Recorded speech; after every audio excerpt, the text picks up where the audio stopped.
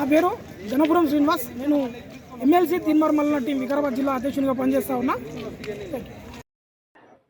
ఈ నెల ఏప్రిల్ 4వ తారీఖున వికారాబాద్ లోపల మరి జేఎల్ఎం షాపింగ్ మాల్ ప్రారంభించడం జరిగింది. ఈ యొక్క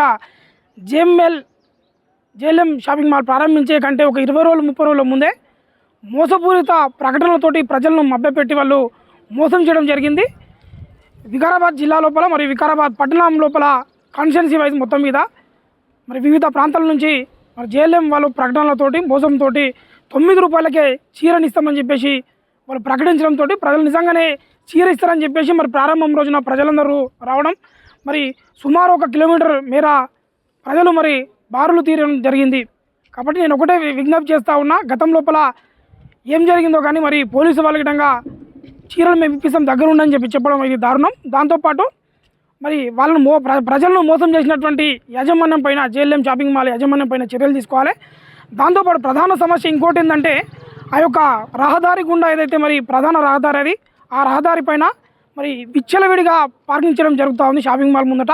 మరి దాని విధంగా మరి జేఎల్ఎం షాపింగ్ మాల్ పూర్తి యాజమాన్యమే మరి బాధ్యత వహించవలసి ఉంటుంది. కాబట్టి మరి దాని మీద చర్యలు తీసుకోవాల్సిందిగా పోలీసు వారికి విజ్ఞప్తి చేయడం జరిగింది. ఈరోజు మరి జేఎల్ఎం షాపింగ్ మాల్ పైన మరి వికారాబాద్ జిల్లా ఎస్పీ గారికి మరియు ఆ యొక్క కార్యాలయం లోపల మేము వినతి పత్రం ఇవ్వడం జరిగింది. మరి దాంతోపాటు వికారాబాద్ జిల్లా కలెక్టర్ గారికి వినతి పత్రం ఇవ్వడం జరిగింది. కలెక్టర్ గారు మాట్లాడుతూ సంబంధిత అధికారులకు దీన్ని ఫార్వర్డ్ చేస్తాం, మా పరిధి కాదని చెప్పేసి మరి తను ఫార్వర్డ్ చేస్తామని చెప్పడం జరిగింది. కాబట్టి నిజంగా మరి ఇప్పుడు మున్సిపల్ కమిషనర్ గారికి మేము వినతి పత్రం ఇవ్వడం జరుగుతుంది. ఖచ్చితంగా జేఎల్ఎం షాపింగ్ మాల్ యాజమాన్యం పైన చర్యలు తీసుకోవాలి. ఎందుకంటే 9 రూపాయల చీర ఇస్తే నిజంగా వస్తుందని చెప్పేసి వాళ్ళు మభ్యపడి వాళ్ళు నిజంగా కూలీ పనులకు బంద్ చేసుకున్నారు. కూలీ పనులు బంద్ చేసుకొని వాళ్ళకి వచ్చేటటువంటి 250 ఉపాధి హామీ పోతే 250 వస్తాయి, లేక మరి కూలీ పోతే 500 వచ్చే పరిస్థితి ఉంది.